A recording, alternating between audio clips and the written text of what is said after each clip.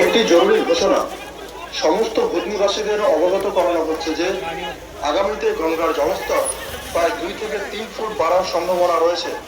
ভূতনির ভেতরেও জল অনেকটাই বেড়ে যাওয়ার সম্ভাবনা রয়েছে। আপনাদের প্রয়োজনীয় জিনিসপত্র নিয়ে আজকের মুক্ত করেছে মানিকচক ব্লক প্রশাসন।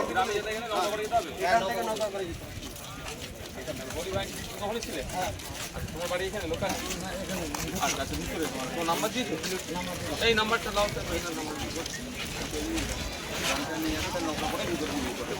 1 বছর বয়কট করুন, আপনারা ভোট দেবেন না। হ্যাঁ, এটা ঠিক আছে।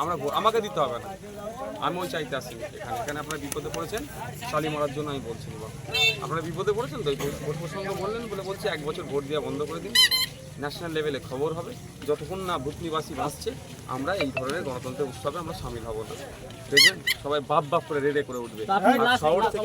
শহর থেকে গ্রাম এটা ওই জন্য বেশি এই আওয়াজ আপনাদের চিৎকার শুনতে পাচ্ছে না।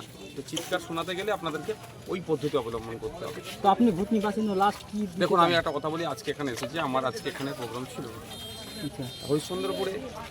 রাজস্থানে একটা কাজে গিয়েছিল, একটা ছেলেকে পিটিয়ে মেরেছিল, তার বাড়ি যাওয়া, এবং মালদাতে আমার একটা প্রোগ্রাম আছে। কিন্তু আমার এখানে কাটিয়েছে, আমরা এখানে আমার এখানে আসা যে বৃষ্টির আপনার জল বাড়বে শুনে এসেছি। সত্যি এখানে এসে যা কথা শুনলাম এবং ওখানে অনেকের সাথে কথা বলেছি যারা ক্ষতিগ্রস্ত, বিশেষ করে তাদের নাম্বার নিয়েছি। আমরা আমাদের থেকে যতটা পারবো চেষ্টা করব। আমি রাজ্যের মানুষকে বলবো এতটুকুই যে ভূতনির প্রায় আপনার কথা অনুযায়ী প্রায় 3 লক্ষর কাছাকাছি মানুষজন আছে এখানে। তো এখানকার মানুষরা সত্যি ক্ষতিগ্রস্তের মধ্যে আছে, যে যার মতোভাবে এসে ভূতনিবাসীর পাশে দাঁড়ান, আমি আহ্বানটা করবো।